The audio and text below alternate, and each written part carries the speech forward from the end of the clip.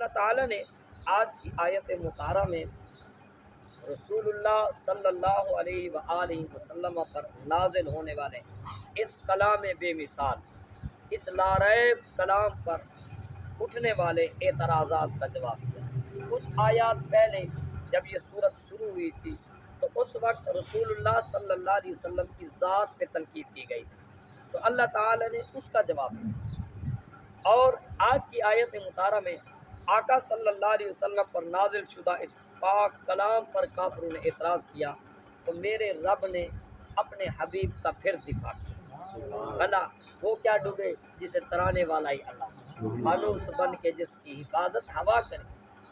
فانوس بن کے جس کی حفاظت ہوا کرے، وہ شمع کیا بجھے جسے روشن خدا کرے۔ جب اس کی حفاظت کرنے والا ہی خود خدا ہے، جی جب ہوا ہی خود فانوس کی حفاظت پہ معمور ہو جائے تو پھر وہ چراغ کیسے ہو؟ سرکار صلی اللہ علیہ وسلم جب کلام اللہ شریف کی یہ بے مثل و مثال لاجواب آیات پڑھنے لگے اور کافروں نے ہر طرح کا دل لگا لیا، زور لگا لیا کہ کسی طرح اس کلام کے مقابل کلام لے آئے، اگرچہ کلام کے مقابل کلام لے آئے، یعنی انہوں نے اپنی عقل کے مطابق، سوچ کے مطابق کلام لکھا اور انہوں نے کہا یہ بھی دیکھو بھی اسی طرح کا کلام، پر کوئی کلام، کوئی شعر، کوئی بھی کلام اللہ شریف کے وزن کے اوپر نہیں آیا، یعنی اس کے برابری کا کلام خود ہی بناتے تھے اور خود ہی پھر اس کو مروڑ کے پھینکتے تھے، کہتے تھے نہیں یہ قرآن، یہ انصاف نہیں۔ اگر کوئی کرتا بھی تھا تو پھر اللہ تعالیٰ کوئی نہ کوئی ایسا بندہ بھیج دیتا تھا کہ جو اس کی تکذیب کر دیتا۔ ہمیشہ یہی ہوتا آ رہا ہے کہ کلام اللہ شریف جیسا کوئی کلام لے کر آنے سے عاجز آیا۔ جب انہوں نے دیکھا کہ کلام اللہ شریف کے مقابلے میں کوئی کلام نہیں آیا، اس قرآن کے مقابلے میں کسی کا کلام نہیں ٹھہر سکا، تو پھر وہ 5 شخص تھے، 5 مکے کے اپنے آپ کو بڑے بندے سمجھتے تھے، امیہ بن خلف ہو گیا اور اس طرح کے 5 بڑے یعنی وہ تکڑے لوگ تھے، ظاہری طور پہ سردار کہلواتے تھے اپنے آپ کو، تو وہ آقا صلی اللہ علیہ وسلم کے پاس آئے، کہنے لگے اے سونے چہرے والے، یہ جو تیرے پر کلام نازل ہوا ہے نا، ہمیں اس کی سمجھ نہیں آتی، تم ہمارے ساتھ اگر چلنا چاہتے ہو، اگر تم چاہتے ہو ہم تمہارا کہنا مانیں۔ یہ اب ان کی دوغلا پالیسی اور بےایمانی دیکھو، وہ کہتے اگر تم چاہتے ہو کہ ہم تمہارے ساتھ چلیں، ہماری تمہاری صلح ہو جائے، یہ کیا ہم نے آپس میں جھگڑا مچا رکھا ہے؟ ایک ہی قوم کے بندے طرح کی باتیں سناتے ہیں، کسی طرح مثال ہے، طرح کے جال پھینکتے، ہم ایک جیسے خاندان کے لوگ ہیں، ایک علاقے کے لوگ ہیں، یار ہم آپس میں لڑیں گے اس کی وجہ سے، اس قرآن کی وجہ سے آپس میں لڑیں، جو تم دین کہتے ہو اس کی وجہ سے، آؤ ہمارا کہنا مانو، کیا کرو؟ فرمایا اللہ نے فرمایا وَإِذَا تُتْلَىٰ عَلَيْهِمْ آيَاتُنَا، فرمایا جب ہماری آیات پڑھی جاتی ہیں، بینات بڑی واضح جو حق بیان کرتی ہیں، دل کو چھوتی ہیں، فرمایا قَالَ الَّذِينَ لَا يَرْجُونَ، کہا ان لوگوں نے لقاءنا، جو ہمارے ساتھ ملاقات کا تعلق ہی نہیں رکھتے، جب وہ اس لائن کے بندے نہیں تھے تو وہ بات تو ایسی کرنی تھی۔ اللہ نے فرمایا ان کی حالت یہ تھی کہ ان کا عقیدہ نہیں تھا کہ ہم اللہ سے ملاقات کرنے والے ہیں۔ فرمایا ائتی بقرآن ھذا، وہ کہنے لگے اس قرآن کے علاوہ، اس قرآن کو جو ہے کچھ اور لے آؤ، قرآن نہ سناؤ ہمیں، قرآن ہمیں قرآن نہ سناؤ، کچھ اور سناؤ، یہ کلام اللہ شریف ہمیں سمجھ نہیں آتا، یہ اس میں ہمارے معبودوں کی جو ہے مذمت ہے، ایسا قرآن لے آؤ جسے لات و منات کی تعریف آئی ہو، ایسا قرآن لے آؤ، یا پھر ایسا کلام لے آؤ اپنے طرف سے کوئی بنا کے لے آؤ، اسی میں رد و بدل کر لو، کیونکہ تمہارے اوپر تم کہتے ہو اللہ کی طرف سے نازل ہے، اس میں تبدل کر دو، کوئی تھوڑی سی تبدیلی کر دو، جس میں ہمارے جو حرام کی ہوئی باتیں ہیں ان کو حلال کر دیتے ہو ہیں کہ، اور جو ہماری حلال کی باتیں ان کو تم حرام کر دیتے ہو، لہذا اس میں کچھ تبدیلی کر لو، آپس کی صلح کی بات ہو جائے، کام ہو جائے۔ تو میرے آقا نے کیا فرمایا؟ اب ایک طرف دنیا آئی ہے، ایک طرف جگیر آئی ہے، ایک طرف بڑا نام حاصل کرنے کا ذریعہ ہے، لیکن ہر مشکل دی کنجی یارو ہاتھ مرداں دے آئی، مرد کرن نگاہ جس ویلے مشکل نہ روے کائی، اللہ اکبر۔ اور جن کی نگاہ اللہ کی طرف تھی انہیں پھر کس اور کی کیا ضرورت، جب خالق کائنات ہی ان کے سامنے ہو۔ تو فرمایا انہوں نے کہا او بدل، یا اس کو تبدیل کر دو، قل ما یکون لی ان ابدلہ من تلقاء نفسی،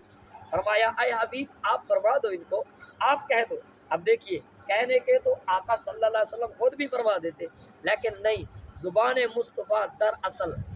خدا کی زبان ہے۔ رب جب بھی بولتا ہے تو مصطفیٰ کی زبان سے بولتا ہے۔ تو فرمایا اے حبیب ہم کہتے ہیں آپ فرماؤ، آپ ہم کہتے ہیں آپ فرماؤ، توجہ سیاں، ان ابدلہ من تلقاء نفسی، میرے لیے جائز ہی نہیں ہے کہ میں از خود اس کو تبدیل کروں۔ یعنی اس سے پتہ چلا اسلام کسی کے کہنے پہ نہیں کھڑا، اسلام کسی کا سہارا نہیں لیا۔ یاد رکھیے اسلام کو کسی کے سہارے کی ضرورت نہیں ہے، بلکہ ہمیں اسلام کے سہارے کی ضرورت ہے، ہمیں اسلام کی ضرورت۔ قرآن تو قرآن ہے، یہ تو اللہ کا کلام اور یہ دین اللہ کا دین ہے۔ میرے چاہنے نہ چاہنے سے کچھ نہیں ہوگا۔ اگر میں کہوں نا کہ میری مرضی کے مطابق کلام نہیں تو میں نہیں مانتا، تو اللہ فرماتا ہے نہ مان، تیرے نہ ماننے سے کیا ہوتا ہے، مان یا نہ مان، یہ تو ہمارا کلام ہے، ہم جانے اور ہمارا کام جانے۔ اللہ اکبر۔ فرمایا ان اتبع الا ما یوحى الی، اے حبیب آپ فرماؤ میں تو از خود کوئی بات کرتا ہی نہیں، میں کرتا ہی نہیں، الا ما یوحى الی، مگر جو کچھ میرا رب مجھ سے بلواتا ہے میں وہی بولتا ہوں، میں از خود کچھ نہیں بولتا، جو میرا رب چاہتا ہے، یہ بہت بڑی بات ہے، میں خود نہیں بولتا، میں جب بھی بولتا ہوں ہے اور بن قرآن حدیث گئے سارے قول محمد دے، رب دے ڈھول محمد دے۔ اللہ اکبر۔ انی اخاف ان عصیت بالفرض لا محال، جو ہو نہیں سکتا۔ فرمایا اگر میں ڈرتا ہوں اس چیز سے میں اللہ کی نافرمانی کروں۔ میں نے یہ بات اس لیے کی کیونکہ ہمارے آقا صلی اللہ علیہ وسلم نے کبھی اللہ کی نافرمانی نہیں کی۔ فرمایا اگر بالفرض لا محال میں یہ کام کر بھی دوں تو فرمایا میں ڈرتا ہوں، انی اخاف ان عصیت ربی عذاب یوم عظیم، بڑے دن کے عذاب سے میں ڈرتا ہوں۔ فرمایا قل لو شاء اللہ ما طلوته علیکم ولا ادراکم بھی، فرمایا اگر اللہ نہ چاہتا تو میں ہرگز تم پر اس قرآن کو تلاوت نہ کرتا، ولا ادراکم بھی، اور نہ میں تمہیں اس کی اطلاع دیتا، خبر دیتا، فقد لبثت فیکم عمرا من قبل، فرمایا ذرا دیکھو تو صحیح میری سابقہ زندگی کیسی گزری، ذرا کہو گے نا سبحان اللہ، فرمایا ذرا دیکھو تو صحیح، فقد لبثت میں تو گزار چکا، فرمایا فیکم تمہارے درمیان عمر من قبل ہی، عمر کہتے ہیں بہت سارے حصے کو، من قبل ہی زندگی کا بہت سارا حصہ اس سے پہلے تمہارے درمیان، میرا بچپن تم نے دیکھا، میرا شباب تم نے دیکھا، میرا کنوارا پن دیکھا، میرے شادی کے بعد کے حالات دیکھے، میرا اٹھنا بیٹھنا دیکھا، تم نے دیکھا کہ میں مکے کی دھرتی سے علاوہ کہیں گیا ہی نہیں، اور تم نے مجھے دیکھا کہ میں کسی کے سامنے پڑھنے کے لیے بھی نہیں بیٹھا، میں تو امی ہوں، میں بظاہر کسی سے پڑھا نہیں، حتیٰ کہ جبریل بھی، کہو نا ذرا سبحان اللہ، جب جبریل آیا نا میرے پاس غار ہیرا میں، اور نور کی غار میں نور والی سرکار کے پاس آیا، کہنے لگا جی پڑھیے اقرا بسم ربک الذی خلق، پڑھیے حبیب اللہ کے نام سے جس نے پیدا کیا۔ تو سرکار نے کیا کہا وما انا بقاری، میں تو پڑھنے والا ہی نہیں، میں کیوں پڑھوں؟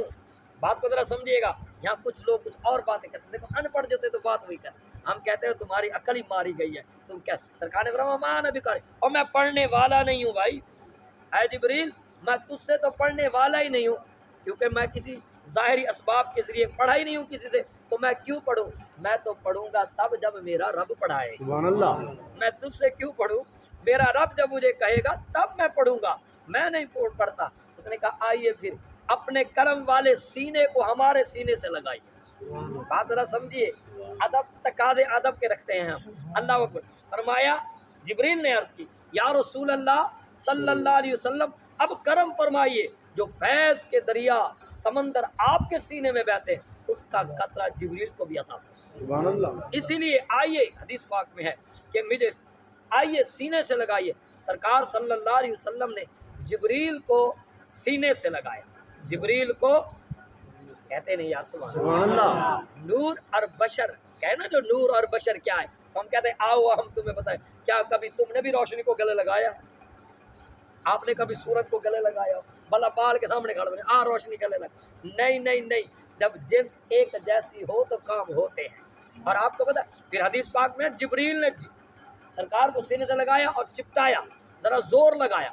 تو میں آپ کو یہاں ایک بات کر 50 باتیں، میں اس کی تشریح میں ایک بات کروں جناب، جب کسی سے گہری محبت ہوتی ہے نا، گہری محبت، بہت زیادہ محبت، اور جب بندہ کسی کے اوپر دیوانہ ہوا ہو تو اس وقت وہ جب بھی گلے ملتا ہے تو خوب ملتا ہے، اگرچہ دوسرا اپنے جو ہے بس ملتا ہے کیونکہ اس کے دل کی محبت